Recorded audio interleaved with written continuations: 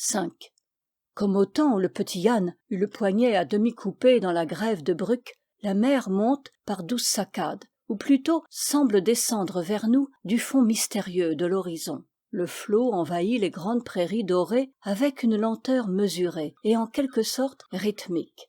Il balance les algues, redresse les goémons, promène sur les végétations marines sa belle ondée calme et réparatrice. Ah, ces gouttes de sang tombées de la main de l'enfant breton, la mer les a bues comme bien d'autres. Qui sait pourtant si ce n'est pas elle, et non les varechs, qui font là-bas, sur les pierres, ces larges taches rousses. Mon père, au trou, en resta manchot, après une fièvre dont il faillit mourir. On pansa son moignon avec de l'eau de mer. Plus tard, on commanda pour lui, chez le forgeron de Trélévern, le fameux croc auquel il doit son surnom.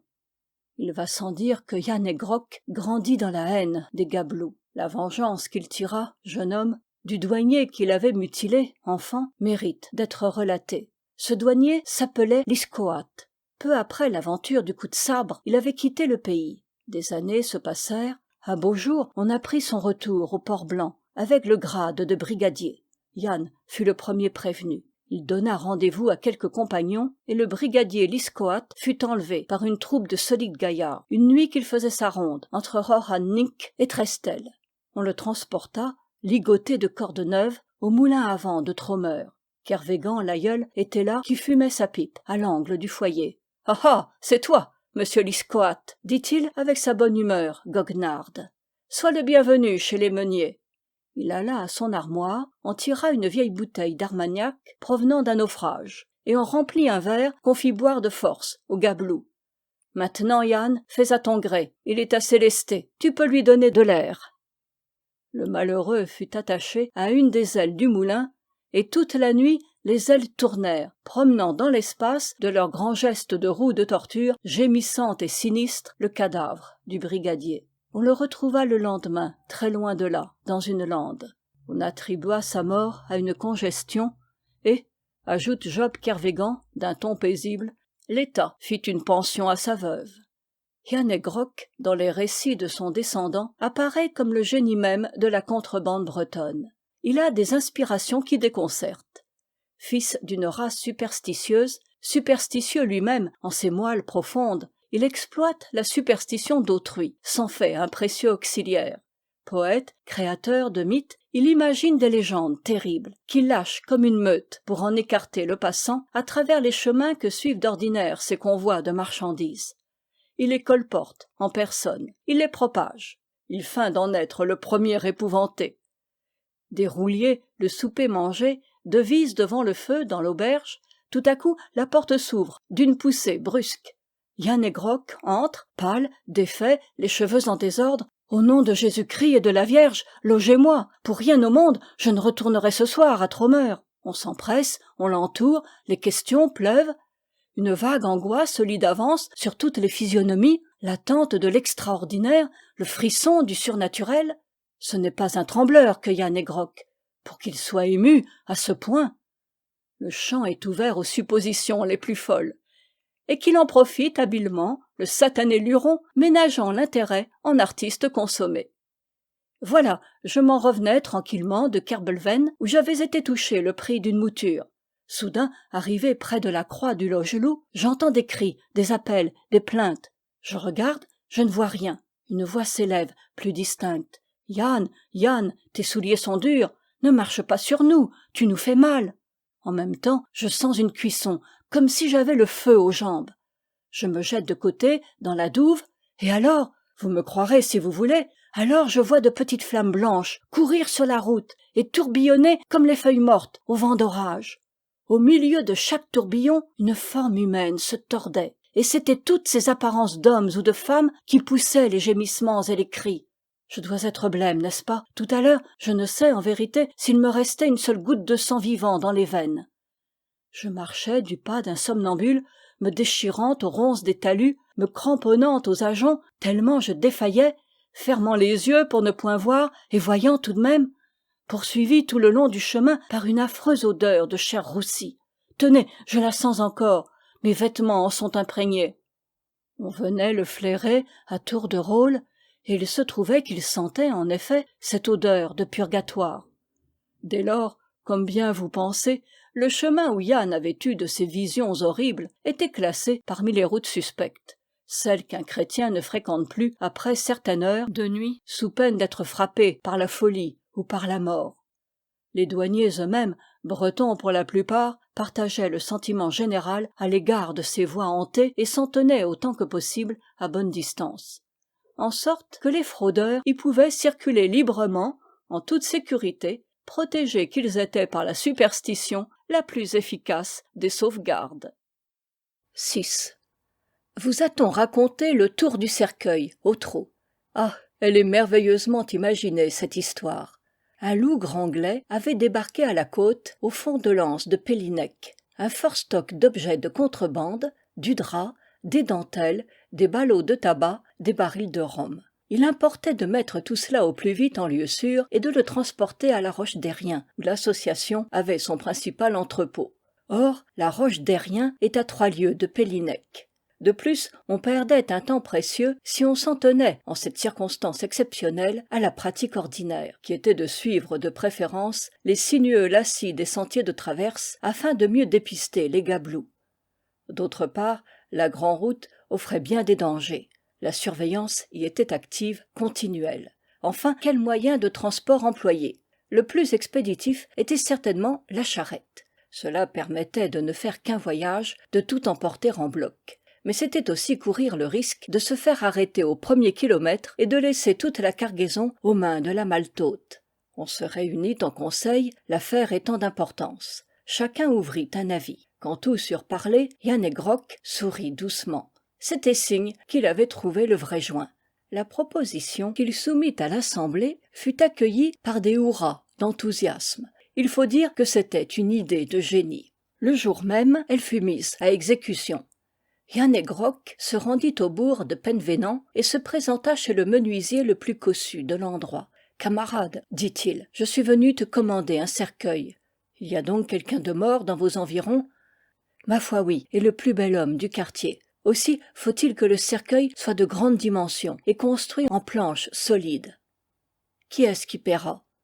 Je suis chargé de faire les conditions et de verser l'argent. Le mort commence à sentir mauvais. On voudrait que la mise en bière pût avoir lieu avant la nuit. Où devrais-je envoyer le cercueil ? Des hommes le viendront prendre à la Brune, si toutefois tu es en mesure de le livrer dans ce délai. Le menuisier promit d'autant plus volontiers d'être prêt que Yann et Groc se montra tout à fait coulant sur le prix. Pendant ce temps, un autre fraudeur se transportait à Saint-Gonval et entrait en pourparlers avec le bedeau chargé de l'entretien de cette chapelle, aujourd'hui déchue de son ancien rang d'église paroissiale. Le bedeau se fit un peu tirer l'oreille, la chose était grave. Il ne s'agissait de rien moins que de prêter pour une nuit la croix d'argent à clochettes, le drap mortuaire, une douzaine de cierges et les 4 fanaux qui accompagnent le dais les jours de grande procession. Après quelques tergiversations chez le bedeau, des offres de plus en plus tentantes de la part du fraudeur, le marché fut cependant conclu. Qui eût été cette nuit-là dans la hêtraie de Pellinec, dont les grandes masses sombres se mirent presque dans la mer, eût assisté à un étrange spectacle. Des gaillards, coiffés de suroîts pointus qui les faisaient ressembler à des moines en cagoule, arrimaient méthodiquement dans une bière colossale des objets de toute forme et de toute nature. Quand on voulut poser le couvercle, il se trouva qu'il ne fermait point. « Amarré avec des cordes, dit Yann et Groc, le drap mortuaire couvrira tout. » Et maintenant, c'est un spectacle plus étrange encore, un de ces cortèges fantastiques, comme il ne s'en déroule que dans les légendes ou dans les tableaux macabres. En tête s'avance le grand Yann, portant la lourde croix massive, solidement assujettie à son croc de fer.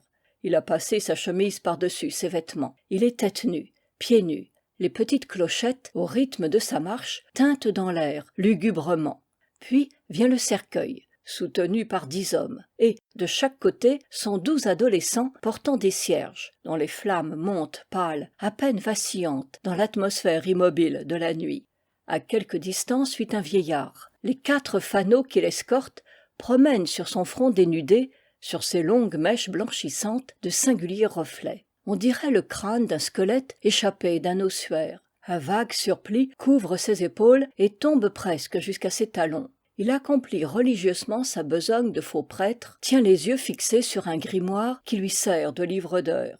Des femmes, des enfants cheminent derrière lui, pêle-mêle, et dans l'ombre grise, embrumée, qui déforme tout, choses et gens, entre les hauts talus qui estompent mystérieusement la route, ce bizarre convoi d'enterrement a bien l'air de sortir d'un autre monde, du pays lunaire et fantomatique de la mort.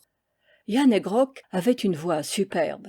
Par intervalles, il entonnait, en un latin de sa façon, un couplet de deuil, lugubre à faire frémir. Il avait des intonations caverneuses et cependant retentissantes, qui roulaient dans la nuit sonore, se répercutaient au loin d'échos en échos. C'était un chant si lamentable que, sur le parcours, dans les airs des fermes, les chiens se mettaient à hurler d'épouvante. Le silence, après chaque verset, semblait plus profond, et ce long défilé d'ombres plus terrifiant. Parmi les fraudeurs même, plus d'un avait la chair de poule. L'idée de Yann commençait à ne leur plus paraître aussi drôle. Beaucoup pensaient « C'est une vilaine comédie que nous jouons là. Pour sûr, il nous arrivera malheur. » À Croaz-Harbbrabant, il y eut une alerte. 4 routes se croisent à cet endroit, et, comme tous les carrefours, le lieu a mauvaise réputation. Aussi, pour conjurer les sortilèges, y a-t-on érigé un calvaire à l'un des angles. Les fraudeurs venaient de se signer devant le Christ, quand tout à coup, sur le talus, les agents remuèrent. Des têtes parurent, puis des corps. C'étaient les gabelous, toute une brigade, mousquet au poing. « En joue !» commanda le chef. Et en même temps, il sautait sur la route. « Vous allez me dire ce que signifie ce cortège, à pareille heure, fit-il en s'adressant à Yann. Celui-ci ne se démonta point pour si peu. Et c'est en excellent français, d'un ton d'autorité tranquille, avec une nuance de menace, qu'il répondit « Cela signifie, monsieur, que si, à l'instant même, vous ne donnez point à vos hommes l'ordre de présenter les armes, ainsi qu'il est d'usage quand passe un prêtre en surplis conduisant un mort, je vous rends responsable du scandale, et avant 24 heures, je vous fais casser. » Et Yann, entonnant un nouveau verset, se remit en marche, suivi de tout le convoi. Sans attendre l'ordre du chef, les douaniers avaient d'eux-mêmes redressé les canons de leurs fusils. La contrebande passa. On atteignit la roche des Riens sans encombre. 6. Cette aventure fut d'ailleurs funeste à Yann He Grok. L'imagination de ses acolytes ordinaires avait été frappée. Ils avaient vu la mort de trop près. Surtout, le sentiment d'avoir commis un sacrilège leur était pénible. Leurs femmes, quand ils rentrèrent au logis, se récrièrent en leur trouvant des mines si pâles et si défaites. Ils devinrent mélancoliques, taciturnes, perdirent le goût du pain, séchèrent sur pied, glacés par le souffle de l'encou. Note. Personnification masculine de la mort en Bretagne. Fin de note. Qu'ils sentaient constamment sur eux. Il en trépassa dans l'année une dizaine. La même croix d'argent à clochette, le même drap mortuaire, les mêmes cierges qui avaient servi pour le coup du cercueil, les conduisirent l'un après l'autre à l'enclos des tombes, dans la trève de Saint-Gonval. Les survivants de la bande se rendirent un soir chez Yann He Grok, au moulin de Tromeur. Yann fumait sa pipe, assis sur la marche du seuil. « Je sais ce qui vous amène, » leur dit-il, avant même qu'ils eussent ouvert la bouche. « Vous venez m'annoncer que je n'ai plus à compter sur vous. C'est bien. Retournez à vos champs ou à vos barques. Grattez la terre avare, éventrez la mer stérile. Vivez et crevez en gueux. Cela vous regarde. Bonsoir. » Et il les congédia du geste, non sans avoir craché sur le sol en signe de mépris. Pour lui, il continua son métier de fraudeur jusqu'à son dernier jour. Ce dernier jour eut un caractère singulièrement tragique. Voici en effet en quelles circonstances disparut Yann He Grok. Je laisse la parole au fermier de Taféak. Il pouvait être environ 2 heures du matin. Je dormais avec 3 de mes frères en pagaille dans un grand lit clos au bas bout de la maison. Le père vint et nous réveilla durement. Il avait à la main la lanterne sourde dont il avait coutume de se munir quand il partait en expédition. « Ça, Jacques, Pierre, Job, levez-vous, fit-il. Vous allez m'accompagner. » Job, c'était moi, comme vous savez. Pierre et Jacques étaient les 2 aînés. Mon frère François, le 4e des 13 gars, qui couchait aussi avec nous, demanda « Vous n'avez pas besoin de moi ?»« Non, répondit le père, tu peux te recoucher. Seulement, si la mère, à l'aube, s'étonne de notre absence, tu lui diras que vers midi, nous rentrerons sûrement. À moins, ajouta-t-il, après un silence, à moins d'accident imprévu. Il faisait dehors nuit grise et triste, mais sans brume, et la mer éclairait. Le père marchait très vite, et nous étions obligés de trotter pour le suivre. Il était songeur, préoccupé. C'était l'heure de la demi-marée. Notre barque était encore à flot dans la crique rocheuse où d'habitude on la mouillait. Quand nous fûmes à bord, le père, qui jusque-là n'avait pas desserré les dents, nous dit « Mettez-vous aux avirons et nagez en silence ». Mes frères me l'ont avoué depuis. À ce moment, ils eurent, comme moi, le cœur étreint d'une vague angoisse. L'oppression d'un malheur était sur nous. Le père, accoudé à la barre, regardait devant lui, au loin, de l'air d'un homme absorbé en des pensées graves. L'eau, à peine ridée, luisait d'un éclat mat, comme endormie. Nos rames ne faisaient pas plus de bruit que si on les eût plongées dans de l'étoupe. Comme nous tournions l'île Saint-Gildas, nous aperçûmes la silhouette d'un navire qui fuyait, grand largue. Les courants sont terribles dans ces parages. À quelques encablures se dressait Arvroar, une roche âpre et haute, ainsi nommée à cause de sa forme, qui est celle d'une vieille accroupie. « Voilà où il faut aborder, » dit le père. « Souquez ferme, les enfants. » Il se pencha pour prendre au fond de la barque un rouleau de corde et en noua une des extrémités solidement autour de ses reins. Un ressac violent battait les flancs de la roche. Nous parvînmes cependant à le dompter. « Attrape, Job !» me cria le père en me lançant l'autre bout de la corde. D'un bond, au risque de se tuer 1000 fois, il avait sauté sur la roche. Notez au trou qu'il avait alors 57 ans, sonné, souple comme un chat, malgré son âge. « Filez l'amarre, nous dit-il, mais ne lâchez que si je vous l'ordonne. » Il nous avait souvent employés à des besognes de ce genre. Nous savions ce que nous avions à faire. Nous maintenir dans les eaux calmes, sans toutefois que l'amarre se tendît au point d'entraver les mouvements de Yann he Grok. Nous restâmes là, penchés sur nos avirons, prêts au moindre appel. Arvroar était une des cachettes de recel pour la fraude, la plus dangereuse, partant la moins suspecte. Le navire que nous avions aperçu gagnant le large venait, sans doute, d'y déposer de la marchandise. Et c'était cette marchandise, emmagasinée dans une fente de la pierre comme dans une armoire, que le père dégageait avec précaution, de peur d'endommager les ballots.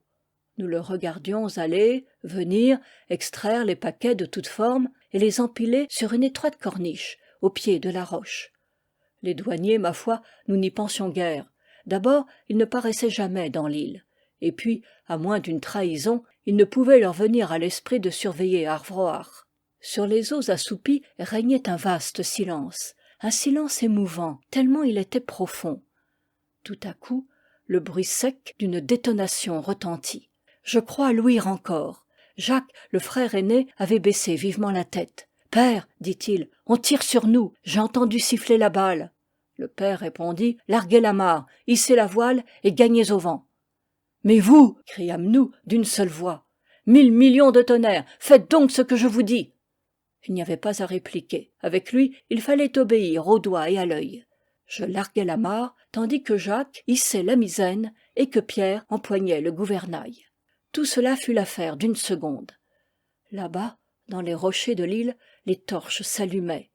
Un homme, muni d'un porte-voix, lança dans la nuit cette phrase en breton. « Ohé, oh, Yann he Grok, nous savons que c'est vous. N'essayez pas de fuir. Nous mettons la péniche à vos trousses. Nous vous aurons cette fois, vivants ou morts, à votre gré. » 8. Je vous redis la chose mot pour mot. Tous les détails de la scène me sont présents à la mémoire, comme si cela datait d'hier. Les gabelous ne doutaient pas que Yann he Grok ne fût dans la barque.